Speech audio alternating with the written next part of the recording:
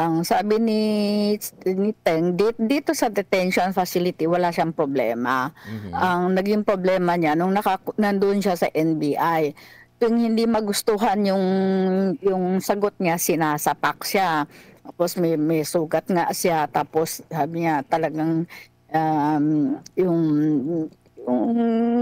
tina-threaten siya, sabi na ano, makipag-cooperate ka sa amin o gusto mo Chinese Embassy yan hingi ka ng tulong sa Chinese Embassy, gano'n.